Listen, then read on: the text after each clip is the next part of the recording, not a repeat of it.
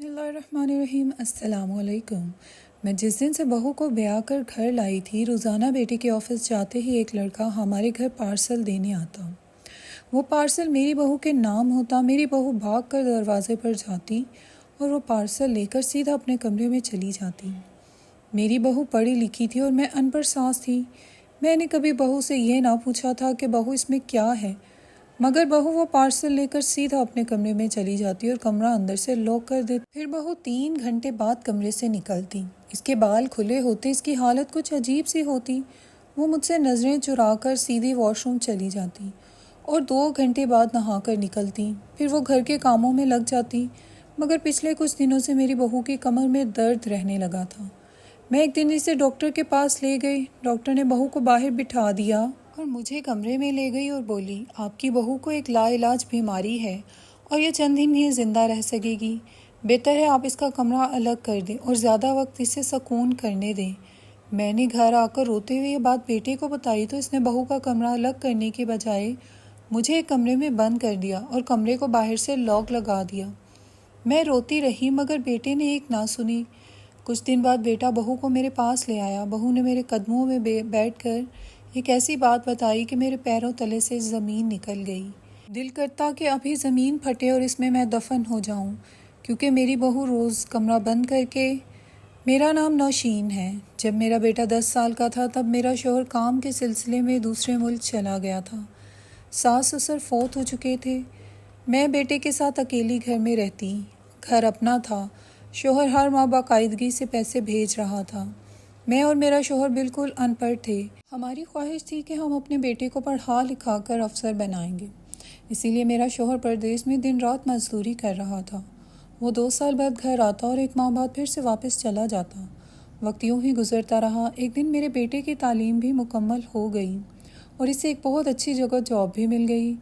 ये हमारे लिए बड़ी खुशी की बात थी। ये खबर मैं अपने शौहर को सुनाने ही वाली थी कि परदेश से इत्तला आ गई कि मेरा शौहर काम करते हुए तीसरी मंजिल से नीचे गिरा है और इसी वक्त दम तोड़ गया है। ये खबर हम माँ बेटे के लिए किसी क़यामत से कम ना थी। मेरी ज़िंदगी के 2 साल ऐसे ही गुजर गए। अब बेटे की उम्र शादी की हो गई थी। सोचा कि अगर अब भी शादी ना की तो बेटे के सर के बाल सफ़ेद हो जाएंगे और कोई भी अपनी जवान लड़की देने को तैयार नहीं होगा। इसीलिए अपने आप पड़ोस में एक खूबसूरत लड़की जो काफ़ी पढ़ी लिखी भी थी, इससे अपने बेटे की शादी कर दी। इन्हें भी कोई एतराज़ ना था। मेरा बेटा एक बहुत बड़ी कंपनी में जॉब कर रहा था। सब कुछ ठीक था। ज़िंदगी में एक बार फिर बहार आ गई थी। मगर कुछ दिनों बाद ही मेरी बहू ने अजीब सी हरकतें करना शुरू कर दी थीं। इसे ऑनलाइन शॉपिंग करने का बहुत शौक़ था। वो रोज़ाना कोई ना कोई चीज़ ऑर्डर करके मंगवा लेती। पार्सल वाला पार्सल देने आता तो बहू पार्सल लेकर अपने कमरे में बंद हो जाती। मैं बहू को परेशान नहीं करना चाहती थी, बस इसलिए चुप रहती। मगर बहू 3 घंटे बाद कमरे से निकलती। इसके बाल खुले हुए होते और हालत कुछ अजीब सी होती। वो मुझसे नज़रें चुराकर नहाने चली जाती और 2 घंटे नहाती रहती। मेरी बहू बहुत खूबसूरत और पढ़ी लिखी थी, इसलिए मैं इसे कुछ ना कहती। फिर अचानक वो बीमार बीमार सी रहने लगी। हर वक्त अपनी कमर पर हाथ रखकर बड़ी मुश्किल से काम करने की कोशिश करती। मैं पुराने ज़मानों की सासों की तरह सख्त मिजाज ना थी। मुझे इसकी बीमारी और इसकी मजबूरी भी महसूस होती थी। वो भले मुंह से ना कुछ कहती, मगर हर वक्त थकी थकी सी रहती। एक दिन मैंने इससे किचन में काम करते पूछा, शुमाइला बेटी क्या बात है, तुम कुछ थकी थकी सी रहती हो? जी माँ जी, बस मेरे सर और कमर में बहुत दर्द रहता है। आप मुझे किसी डॉक्टर के पास ले जाएं।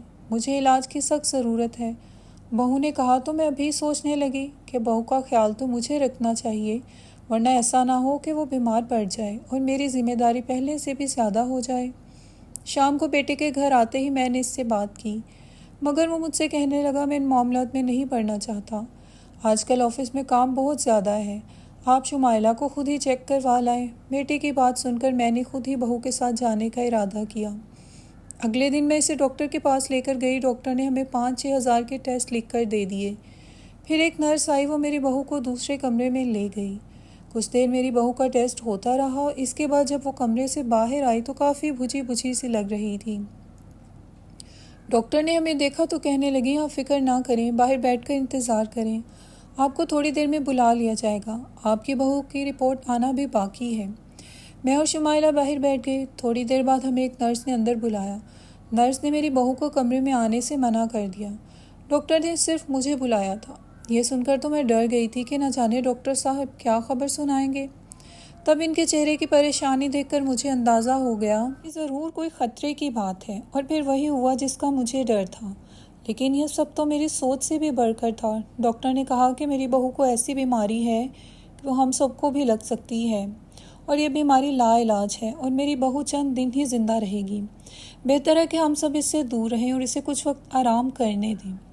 वो अपने दवाई के ज़रिए मेरी बहू का इलाज करने की कोशिश तो करेगी, मगर इसके बावजूद भी एहतियात ज़रूरी है।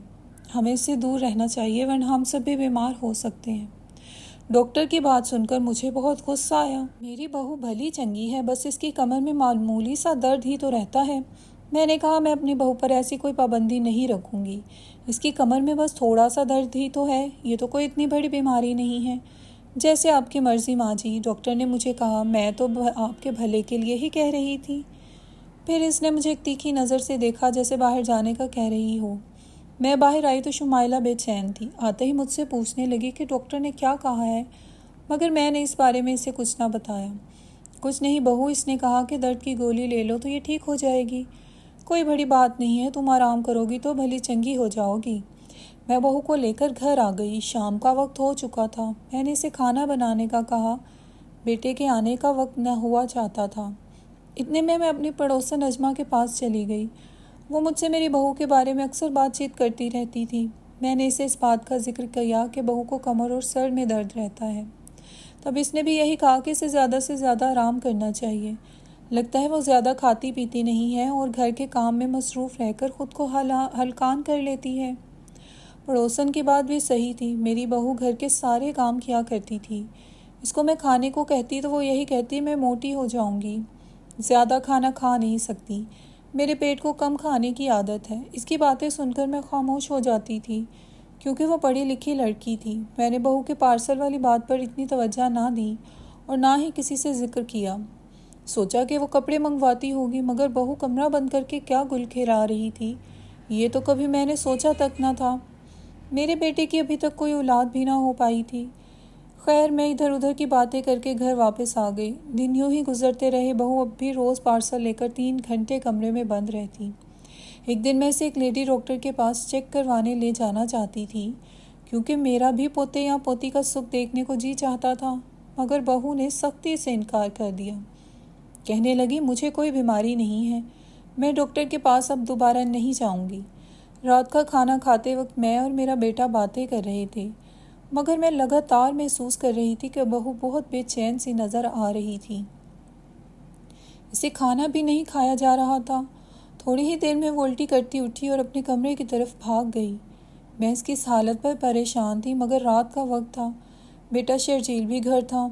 मैंने ज़्यादा दखल अंदाजी करना सही नहीं समझा और अपने कमरे में चली गई। खाना खाते ही मुझे फ़ौरन गहरी नींद आ गई। इसके बाद ना जाने क्या हुआ कि मैं तो अपने होशो हवास ही खो गई। जब मेरी आँख खुली तो दोपहर के 12 बज रहे थे। मैंने तो अपने मुंह में उंगली डाली। मुझे इतनी देर हो गई सोते हुए, मैं तो आज तक इतनी देर तक नहीं उठी। ऐसा कैसे हो सकता है? रात को जल्दी सोने के बावजूद मैं सुबह देर से उठी। मेरी समझ में कुछ नहीं आ रहा था। उठी तो बहू पहले से काम पर लगी हुई थी। इसने दिन का खाना भी बना लिया था। मुझे बोली, मैंने नाश्ते पर आपका इंतज़ार किया, मगर आप उठी ही नहीं। मुझे सख्त हैरत हुई। और आज मेरा बेटा शर्जील भी काम पर नहीं गया था, वो भी अभी तक सो रहा था। बहू अभी तक शर्जील क्यों नहीं उठा और वो ऑफिस क्यों नहीं गया? मैंने पूछा तो बहू बोली, माँ जी क्या पता इनको सोने का दिल कर रहा हो, इसलिए अभी तक जागे नहीं हैं। अच्छा माँ जी, आइए मैं आपका खाना खाते हैं, बहू ने मुझे खाना पेश करते हुए कहा। मगर मैं इसको देख रही थी, क्योंकि मेरा और शर्जील का एक ही वक्त में बेहोशी जैसी नींद सोना एक अजीब सी बात थी। मगर मैंने बहू से इस बात का जिक्र नहीं किया, ना ही मैं इसे महसूस होने देना चाहती थी। वैसे भी ये कोई वहम भी तो हो सकता था। मगर अगली रात को भी वैसा ही हुआ। बहू ने खाना बनाया और खाना खाते ही हम लोग गहरी नींद सो गए। सुबह 12 घंटे नींद पूरी करने के बाद जब मेरी आँख खुली तो मेरा सर बोझल हो रहा था। जबकि मेरा बेटा भी इस बात की शिकायत कर रहा था। हम हैरत से एक दूसरे को देख रहे थे, जबकि मेरी बहू की सेहत पर कोई फ़र्क नहीं पड़ा था, बल्कि इसकी जो नींद आई रहती वो भी जैसे उड़ गई थी। वो चुपचाप बैठी हम सबको देख रही थी। मैंने इसकी तरफ गौर से देखा। इसके चेहरे पर सफ़ेद रंग के दाने थे। कहीं ये बीमार तो नहीं और हमें भी वही बीमारी लगा रही हो। ऐसा सोचते ही मेरे दिमाग में इस लेडी डॉक्टर की बातें चलने लगी, जिसने कहा था हमें कुछ दिन अपनी बहू को खुद से अलग कर देना चाहिए, वरना ये बीमारी हमारे लिए ख़तरनाक साबित हो सकती है और आपकी बहू चंद दिन की मेहमान है। मगर मुझे इसकी सब बातें झूठी लगी थी। मैंने दिल ही दिल में इरादा कर लिया कि अब बहू से खाने पीने की कोई चीज़ नहीं बनवाऊंगी। अगले दिन मैंने सारा खाना खुद बनाया।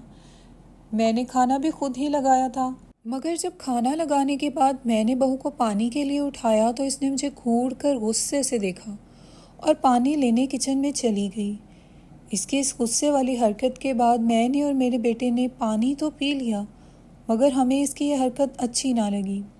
खैर, खाना खाने के बाद हम सो गए, लेकिन वही कल वाली कहानी हमारे साथ दोबारा दोहराई गई। हम सुबह 12 बजे तक सोते रहे। अब मुझे पक्का शक हो गया था कि मेरी बहू वाकई कोई जानलेवा बीमारी है, जो शायद इसके छुए पानी में भी आ गई थी, जिसकी वजह से हमारे सरों में भी दर्द होने लगा था। ये बात इसी चीज़ का सबूत थी कि हमारी बहू में वो बीमारी वाकई में मौजूद है, जो डॉक्टर ने कही थी। अब मैंने बहू का कमरा अलग करने की कोशिश की, क्योंकि मेरा बेटा भी कोई तकरीबन 1 हफ्ते से ऑफिस नहीं जा रहा था और इसकी वजह यही थी कि वो हर वक्त थका थका सा रहता था। मैंने इसी दिन अपने बेटे को सारी हकीकत बता दी। बहू को पहले इस बात का पता था। मेरे बेटे को ये बात जब पता चली तो वो बहुत दुखी हुआ। कहने लगा, मैं अपनी बीवी का इलाज ज़रूर करवाऊंगा और अपनी बीवी को किसी बड़े डॉक्टर के पास ले जाऊंगा। मेरी बीवी इतनी तकलीफ़ में हो, मैं ये बर्दाश्त नहीं कर सकता। बहू के लिए मेरे बेटे की मोहब्बत भी इंतहा थी, मगर बहू आजकल बीमार रहने लगी तो दोनों के बीच अजीब सी दुख की दीवार खड़ी हो गई। मैंने बहू का एक कमरे अलग कर दिया। अब मैं इसे किसी काम को हाथ तक ना लगाने देती थी, क्योंकि अगर मैं ऐसा करती हूँ हमारे घर में कोई ना कोई बीमार हो जाता। मैंने बहू को इसके हाल पर छोड़ दिया और दिन रात अल्लाह ताला से दुआएं करने लगी कि वो इसकी बीमारी को ठीक कर दे। जितने दिन बेटा घर रहा वो पार्सल वाला घर नहीं आया था। बेटे के ऑफिस जाते ही वो पार्सल वाला फिर से आने लगा था और बहू फिर से वही हरकतें करने लगी थी। मगर मैं अब भी चुप रही, बेटे को भी इस बारे में ना बताया। एक दिन पड़ोसन हमारे घर आ गई। वो जानती थी मेरी बहू किसी से मिलती जुलती नहीं है, मगर वो फिर भी कहाँ रुकने वाली थी। कहने लगी, मुझे इसको देखना है। मैं इसको मजबूरन बहू के कमरे में ले गई। बहू पर नज़र पड़ते ही वो हैरत से बोली, अरे इसको तो कोई भी बीमारी नहीं है, अच्छी भली सेहतमंद तो है, बल्कि इसने तो और भी ज़्यादा रंगो रूप निकाल लिया है। तुम लोग कहीं बेवकूफ़ तो नहीं हो गए जो इसकी बातों में आ गए हो। इस वक्त मेरी बहू शुमाइला सो रही थी जब पड़ोसन ने ये बात कही थी। तब मैंने भी सोचा कि बहू को कोई बीमारी नहीं है, भला नींद आने वाली कौन सी बीमारी है। अगर हम किसी और डॉक्टर से भी इसकी बीमारी का पता लगवाते तो शायद कोई ना कोई हल निकल आता, मगर बहू कहीं जाने पर राज़ी ही नहीं होती थी। अब मैंने सोच लिया कि मैं बहू का भांडा फोड़ कर रहूँगी, क्योंकि वो खामखा घर के कामों से बचने की खातिर बीमारी का ढोंग रचा रही थी। और पार्सल वाली बात भी बेटे को बताऊंगी। बहू ये सब क्या कर रही थी। मैंने अगले ही दिन अपने बेटे से बात की। मेरा बेटा भी ये सुनकर सोच में पड़ गया था। वो रोज़ इससे छुपकर पार्सल में क्या मंगवाती है। पहले मैं बहू के कमरे में नहीं जाती थी, लेकिन इसी दिन सुबह उठते ही मैं बहू के कमरे की तरफ चली गई। मगर ये क्या, इसने तो कमरे को अंदर से लॉक लगा रखा था। मैंने इसके कमरे का दरवाज़ा बजाया तो उसने दरवाज़ा ना खोला और बोली, माँ जी आप यहाँ से चली जाएं, ऐसा ना हो कि मेरी बीमारी आपको भी लग जाए। बहू जज्बाती आवाज़ में बोली थी, नहीं बेटी मुझे कुछ नहीं होगा, तुम दरवाज़ा खोलो। मैंने ज़िद करते हुए कहा था, माँ जी कहा ना आपको कि आपको भी बीमारी लग जाएगी, आप अपने कमरे में जाएं, मैं बाहर नहीं आऊँगी। बहू ने ज़िद करते हुए कहा, देख नहीं रही आप, मैंने इसलिए तो मैं अंदर से लॉक लगाया हुआ है, कहीं ऐसा ना हो मेरी बीमारी का असर पूरे घर पर पड़ जाए। बहू ने मुझे तकरीबन डराते हुए कहा, मगर मैं इसकी बातों में अब नहीं आने वाली थी। इससे पहले कि मैं इसकी बात का जवाब देती, दरवाजे पर किसी की आहट हुई। दरवाज़ा बजने की देर थी कि बहू फ़ौरन उछल कर बाहर आई। अब क्या हुआ, मेरी बीमारी का खौफ नहीं रहा तुम्हें? मैंने बहू से पूछा। नहीं माँ जी, वो पार्सल वाला आया होगा। मैंने सोचा कि मैं जाकर ले लूं। दरअसल पार्सल में मेरे सिग्नेचर चाहिए होते हैं, फिर मुझे पैसे भी तो देने हैं। ये कहकर बहू दरवाजे की तरफ बढ़ गई। मैंने देखा वहाँ एक छोटा सा लड़का लिफाफे में कोई चीज़ लेकर खड़ा था। बहू ने आगे झपट कर इससे वो लिफाफा ले लिया और फ़ौरन अंदर कमरे की तरफ भाग गई। मैं इसे देखती ही रह गई। इसने मेरी बात का जवाब भी नहीं दिया। इसके बाद इसने दरवाज़ा बंद कर लिया। वैसे भी वो हमसे दूर रहती थी। शाम को मेरा बेटा आया तो मैंने इससे सख्ती से कहा कि तुम्हारी बीवी कुछ अजीब करती रहती है। रोज़ाना पार्सल मंगवाना, फिर 3 घंटे कमरे में बंद रहना और फिर 2 घंटे नहाते रहना, ये सब क्या है? शर्जील ने मुझे अपने कमरे में जाने का कहा। बोला, माँ कुछ भी हो जाए आप बाहर नहीं आना, मैं इसका इलाज खुद कर लूँगा। ये कहकर वो शमाइला की तरफ चला गया। थोड़ी ही देर गुजरी थी कि बहू के कमरे से चीखों की आवाज़ें आने लगी। मैंने पहले तो सोचा इस तरफ ना जाऊं, मगर फिर रहा नहीं गया। मैं जल्दी से उठकर अपने कमरे का दरवाज़ा खोलने लगी, मगर ये क्या? मेरे बेटे ने तो बाहर से दरवाज़ा भी बंद कर रखा था। मेरा दिल कह रहा था न जाने बेटा गुस्से में आकर बहू के साथ क्या सलूक कर दे। मैं दरवाज़ा पीटती रह गई, मगर इसने कोई जवाब नहीं दिया। काफ़ी देर दरवाज़ा खटखटाने के बाद मैंने थक कर बैठ गई थी। थोड़ी देर बाद आवाज़ आना भी बंद हो गई थी। बेटे की गाड़ी स्टार्ट करने की आवाज़ आई तो मेरा दिल बैठ गया। अल्लाह जाने ये इसे कहाँ ले गया है। सोचते सोचते मैं पागल हो रही थी। थोड़ी देर बाद दरवाज़ा खुला। मेरा बेटा शायद घर के अंदर दाखिल हुआ। इसने आकर मेरे कमरे का दरवाज़ा खोला। मैं तो घबराई हुई थी। मैं इसे बुरा भला कहने लगी, तुम बहू को लेकर कहाँ चले गए थे? मेरी तो जान ही निकाल दी तुमने। मेरी बात पर वो कुछ ना बोला, बल्कि थके हारे कदमों से अपने कमरे की तरफ बढ़ गया। मैं जाकर बहू के कमरे को देखने लगी। वो वहाँ मौजूद नहीं थी। लगता था बेटा इसे कहीं छोड़ आया है। ये सोचकर ही मेरा दिल दहल गया। खैर, फिर ये कहकर दिल को तसल्ली दी कि इसके मेके छोड़ आया होगा। मगर सुबह उठकर मुझे मालूम हुआ कि वो अपने मेके भी नहीं है। मेरा बेटा तो ऑफिस चला गया था। मैं अपनी परेशानी में कभी किसी से बात करती तो कभी अपने पड़ोसियों से पूछती कि आपने मेरी बहू को कहीं देखा है, मगर किसी को कुछ पता नहीं था। शाम को मेरा बेटा आया तो मैं इस पर बरस पड़ी। वो मुझे समझाने वाले अंदाज में बोला, माँ थोड़े दिन सब्र कर लो, अगर वो मेरे नसीब में हुई तो मुझे वापस मिल जाएगी, अगर नहीं तो मैं इसे हमेशा के लिए भूल जाऊंगा। मगर ये गुनाह मैं अपनी बीवी को नहीं करने दूंगा, जिसे अब इसने आदत बना लिया है। कौन सा गुनाह बेटा, मुझे भी तो बताओ, या आप इसी की ज़ुबानी ही सुन लीजिएगा जब वो दोबारा इस घर में आएगी। 1 महीने के बाद मैं इसे लेकर आऊँगा। अब मेरा बेटा मुझसे ज़्यादा बातचीत नहीं करता था। मैंने भी इसे ज़्यादा परेशान नहीं किया। खैर, 1 माह बाद वो हंसी खुशी बीवी को घर ले आया। मैंने जो इतने दिनों बाद अपनी बहू को अपने सामने देखा तो खुशी से कांपने लगी। तुम कहाँ चली गई थी बेटी? ये बदमाश तुम्हें कहाँ लेकर गया था? मैंने बेटे के कान खींचते हुए कहा। माँ जी, मुझे माफ़ कर दे, गलती इनकी नहीं, गलती मेरी थी। मुझे अपने किए की सज़ा मिली है, लेकिन अब मैं अल्लाह ताला के करम से बिल्कुल ठीक हूँ और हमेशा ऐसी ही रहूँगी, कभी आपको तंग नहीं करूँगी। मेरी बहू ने यह कहकर मेरे आगे हाथ जोड़े। मैंने इसे सीने से लगा लिया। मुझे अब इसकी कदर हो गई थी। हुआ क्या था बेटी, मुझे भी तो कुछ बताओ। मैंने आप सबके साथ बहुत बड़ा धोखा दिया है। शायद मुझे इसी की सज़ा मिली। जब मैं इस घर में ब्याह कर आई थी तो मुझे अपनी आरामदा की ज़िंदगी की याद आने लगी। घर में कभी मैंने काम में हाथ नहीं किया था। हर वक्त सहेलियों के घर आना जाना लगा रहता और मुझे नशे की आदत भी हो गई थी, जिसके बगैर मैं ज़िंदा नहीं रह सकती थी। मैं रोज़ पार्सल में अपनी दोस्त से वो नशा मंगवाती थी और कमरा बंद करके आप सबसे छुप कर ये काम करती। मैंने सोचा था मैं यहाँ भी इसी ठाठ और आराम से रहूँगी, मगर आपके होते हुए ये मुमकिन नहीं था। तब मैंने अपनी एक दोस्त डॉक्टर से मुलाकात की। इसने कहा कि एक दिन मैं तुम्हारे पास आऊँगी कमर दर्द का बहाना लेकर, तो तुम मेरी सास से ऐसा कुछ कहना वो मुझसे काम ना करवाए। वो बहुत ही तेज़ तरार और चालाक लड़की थी। इसने ना जाने कैसे आपको अपनी बातों में उतार लिया, लेकिन इस सब के बावजूद भी आप मुझसे घर के काम करवाया करती। तो मैंने नींद की गोलियां आप सबको खाने में मिलाकर दे दी थी और घर में कोई भी जो चीज़ मांगता मैं इसी में नींद की गोलियां मिलाकर देती ताकि मुझे कोई काम ना करना पड़े। इसकी वजह से भी आप लोगों को लगने लगा कि मुझे कोई बीमारी है। हालांकि ये बीमारी कोई ना थी, ये सब मेरा रचाया हुआ खेल था ताकि मैं घर के कामों से बच सकूं। मुझे माफ़ कर दें, आपके बताने पर शर्जील ने वो पार्सल ढूंढ लिया था और इससे सारी हकीकत मालूम हो चुकी थी। वो मुझे बहुत बड़े अस्पताल दाखिल करवाए थे जहाँ मेरा इलाज हुआ और मेरी आधी आदत तो छूट गई है।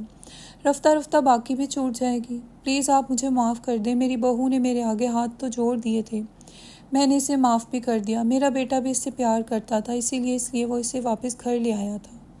मगर मेरे दिल को चैन नहीं आया था। मेरी बहू ऐसी है तो ना जाने इसकी औलाद कैसी होगी, वो अपनी औलाद की परवरिश कैसी करेगी। मैं अब हर वक्त अल्लाह ताला से दुआ करती रहती हूँ कि वो मेरे बेटे को नेक औलाद अता फरमाए और मेरी बहू को राह हिदायत पर चलाए और वो फिर से कभी कोई ऐसा काम ना करे।